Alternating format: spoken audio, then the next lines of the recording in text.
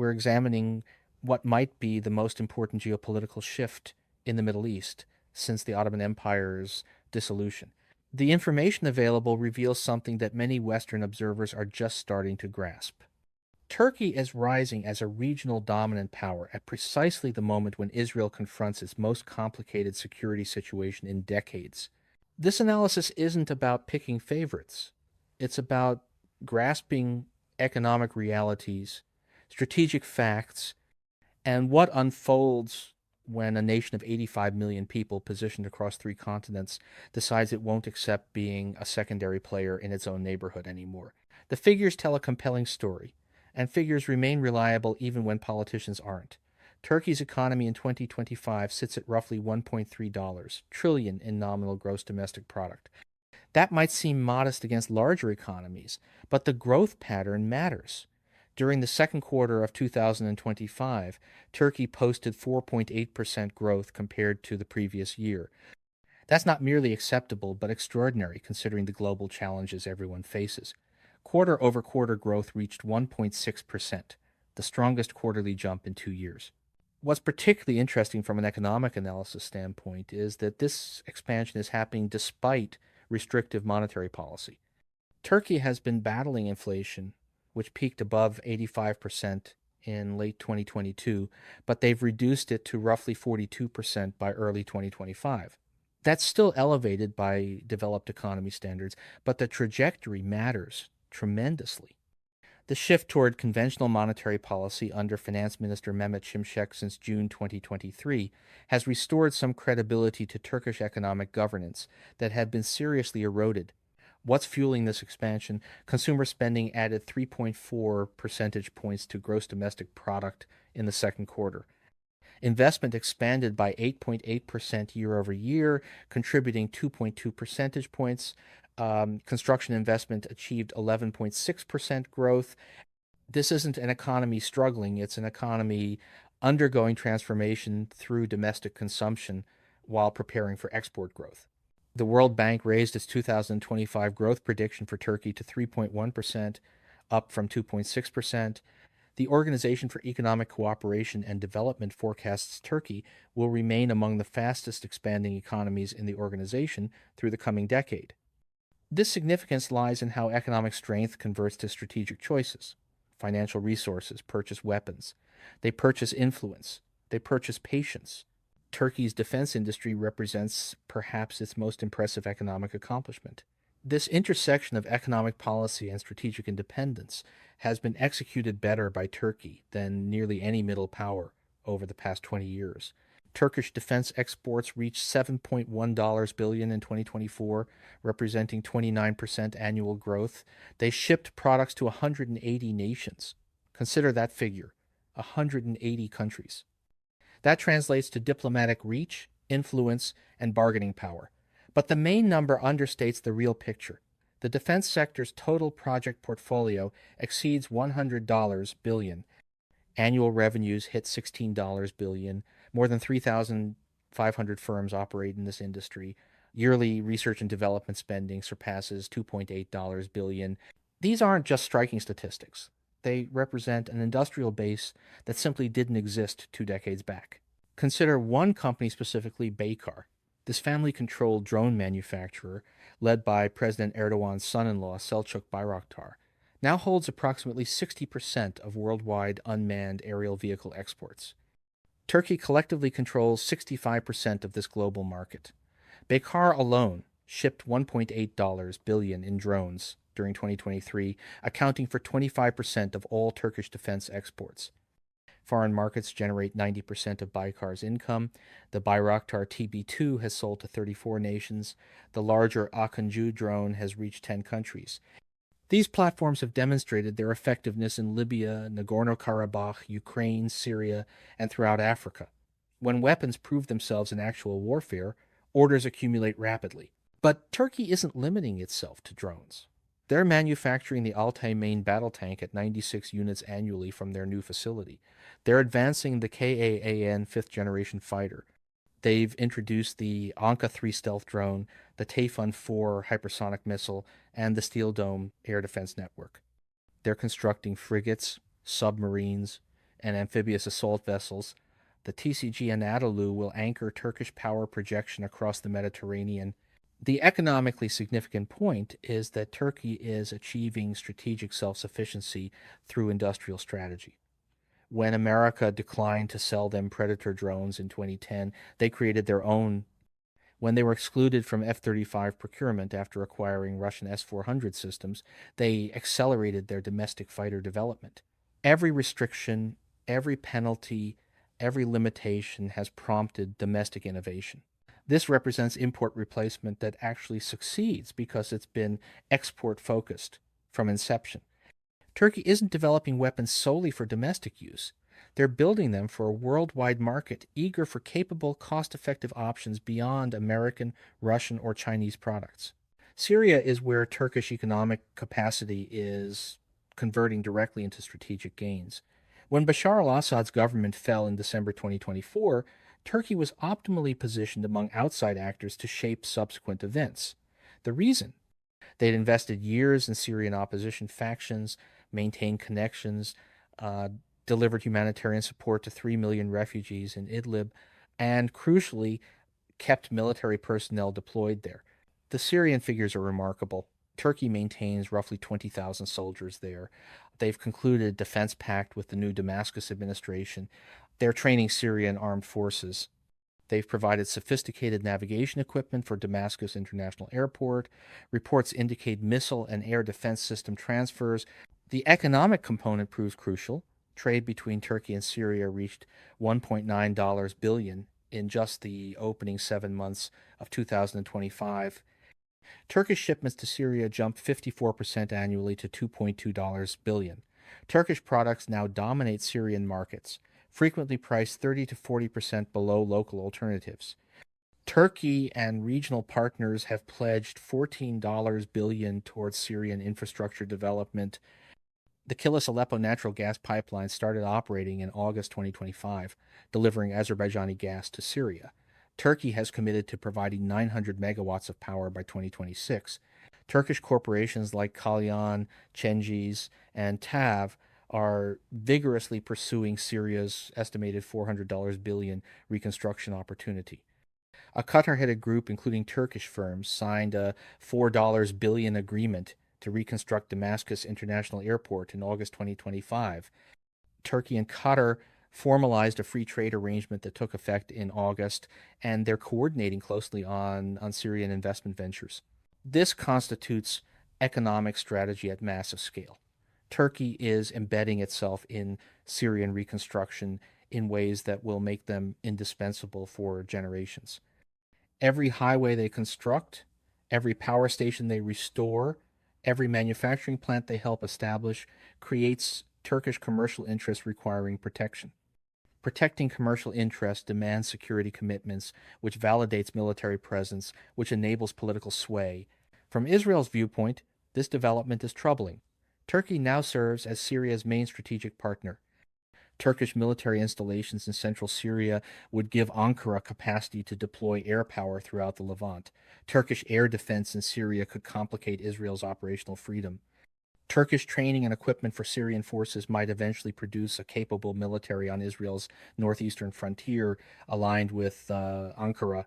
Looking at the wider regional picture, Turkish aspirations reach well past Syria. In Libya, Turkey has moved from exclusively backing the Tripoli-based government to engaging both sides, including Khalifa Haftar in the east. They're seeking maritime agreements that would expand Turkish claims in the eastern Mediterranean, directly challenging Greek and Cypriot exclusive economic zones. Should both Libyan factions approve Turkish claims, it would represent substantial growth of Turkish maritime jurisdiction, whatever international legal frameworks might say. In Somalia, Erdogan announced strengthened relations in July 2025. Turkey operates military installations there. They're training Somali troops. They're investing in port facilities. This extends beyond Somalia itself. It's about Red Sea access and the Horn of Africa, vital choke points for international commerce. The Iraq-Turkey pipeline resumed oil transport in September 2025 following 2 years of stoppage. This carries enormous weight. Turkey is establishing itself as an energy transit center, the middle corridor, linking Asia with Europe. Azerbaijani natural gas travels through Turkey to European markets. Iraqi petroleum moves through Turkish pipelines. Turkish companies negotiate energy agreements with Kurdistan, Baghdad, and Gulf nations. Every pipeline traversing Turkish soil provides Ankara with leverage. European energy security anxieties generate diplomatic openings for Turkey. Reopening the Iraq-Turkey pipeline alone delivers hundreds of millions in yearly transit revenues. Turkey also expands its diplomatic presence. Erdogan has built relationships with Qatar, Azerbaijan, Pakistan, and increasingly with Gulf Arab states. The Abraham Accords temporarily isolated Turkey, but the Gaza conflict has reshuffled everything. Turkish vocal backing for Palestinians has earned it regional influence across the Arab and Muslim worlds that Ankara hasn't possessed in decades. The unavoidable question is why Turkey's rise represents Israel's nightmare scenario. Consider the diplomatic dimension first. Turkey cut all ties with Israel in November 2024.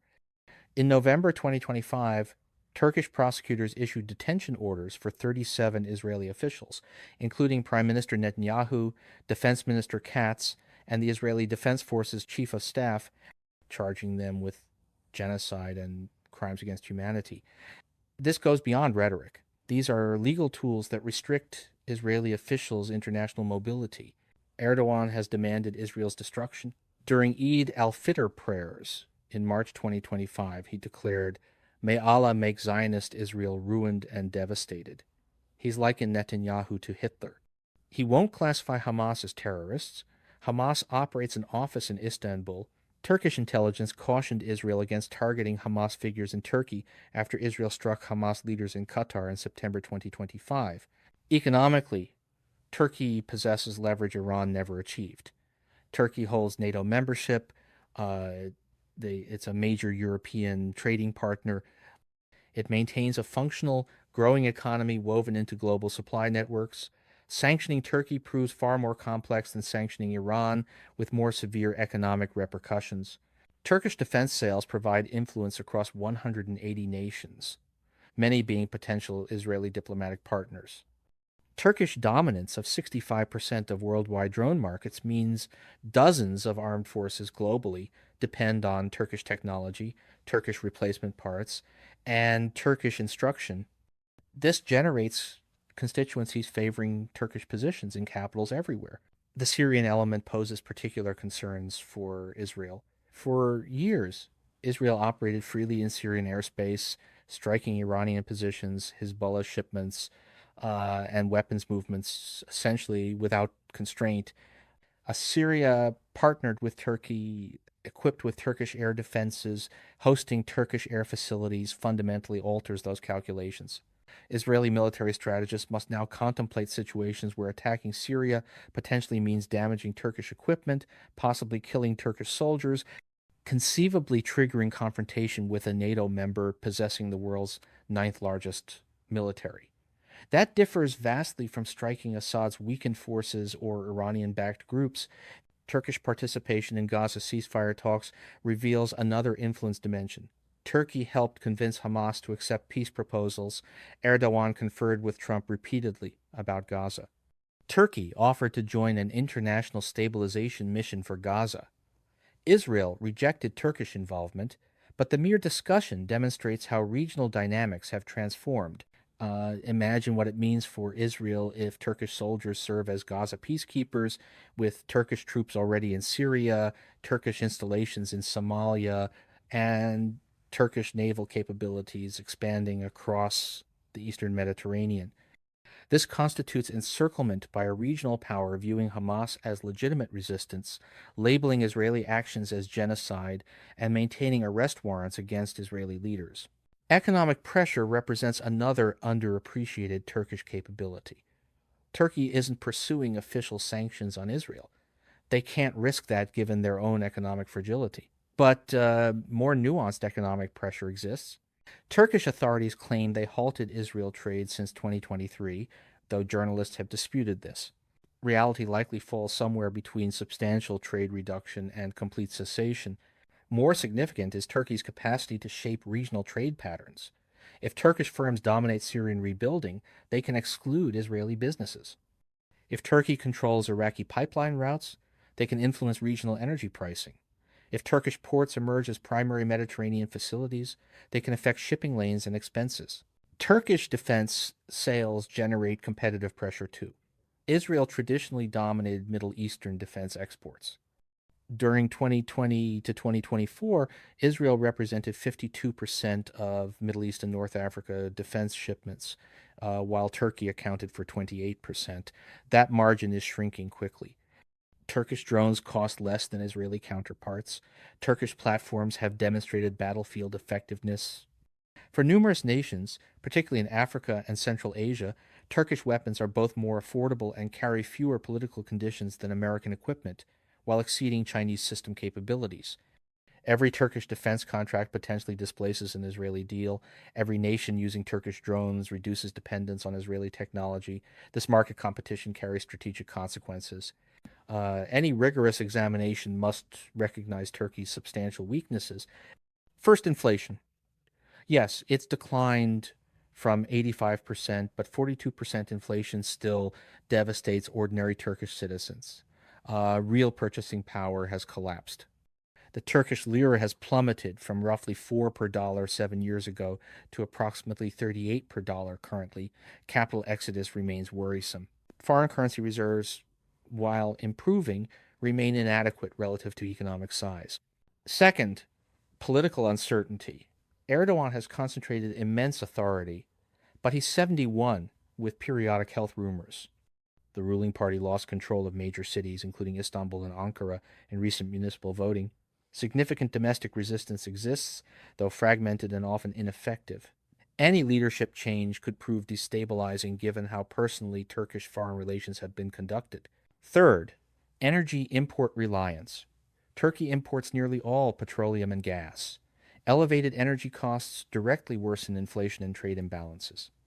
Turkey obtained exemptions from Russian gas and Iranian oil sanctions previously, but those exemptions might not persist, especially given stated intentions to eliminate Iranian oil exports entirely.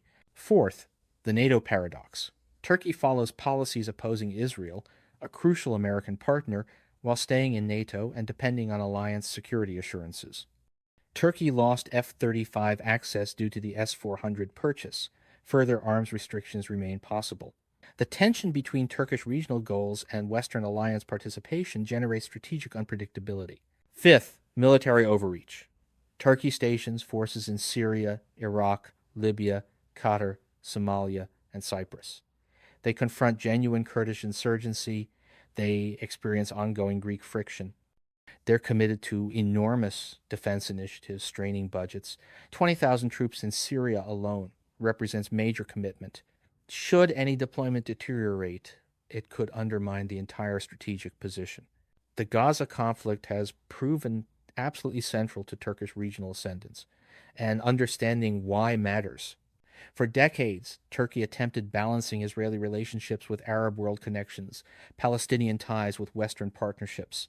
Erdogan personally tried this equilibrium from 2005 onward. The 2010 Gaza flotilla episode damaged relations, but recovery followed. By 2022, Turkey and Israel had fully normalized diplomacy. October 7th, 2023, transformed everything. Hamas's attack and Israel's Gaza response forced binary choices. Either support Israel or don't.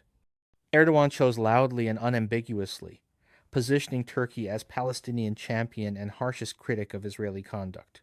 This represented strategic calculation presented as moral conviction. By adopting the most forceful pro-Palestinian stance among major regional powers, Turkey distinguished itself from Gulf Arab nations that normalized Israeli ties through the Abraham Accords. Turkey became the voice of Arab popular sentiment that Arab governments feared expressing. This positioning delivered enormous returns. Turkey now occupies ceasefire negotiation centers. Turkey enters discussions as potential peacekeeping contributor. Turkey restored relevance in Arab capitals that had been distancing from Ankara's Islamist-influenced foreign approach. The Organization of Islamic Cooperation, where Turkey seeks leadership, perceives Ankara as genuinely devoted to Palestinian rights in ways feeling authentic compared to Arab governments' quiet Israeli cooperation. Economically, Gaza catalyzed Turkish influence that money cannot purchase. It rebuilt Turkish soft power throughout the Muslim world. It handed Erdogan a cause, resonating domestically, deflecting attention from economic struggles. It established Turkey as moral leader in ways facilitating diplomatic and commercial engagement throughout Asia, Africa, and the Middle East. Many observers suggest Turkey is becoming the new Iran from Israel's viewpoint. This comparison teaches something but remains incomplete. Iran's Israeli threat is immediate and existential. Nuclear weapons development, proxy forces across multiple borders, explicit dedication to Israeli elimination, actual missile strikes on Israeli soil. Iran's economy roughly matches Turkey's size, but suffers far greater isolation, sanctions, and structural dysfunction.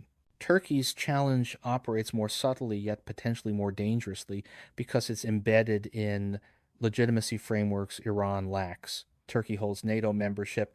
Turkey possesses a substantial functioning economy. Turkey maintains Western diplomatic relations. Turkey isn't pursuing nuclear weapons. Turkey hasn't launched missiles at Israel. What Turkey does instead is accumulate influence, capability, and presence, constraining Israeli strategic latitude without crossing the same thresholds Iranian actions cross. Turkey can establish Syrian military bases and call it stabilization. Turkey can politically support Hamas and term it backing legitimate resistance. Turkey can issue Israeli official arrest warrants and frame it as international law enforcement. Iran represents a pariah requiring containment. Turkey presents a problem demanding management.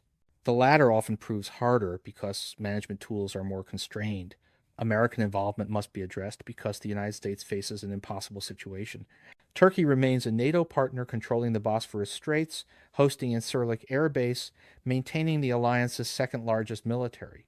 In any Russian confrontation, Turkey proves indispensable.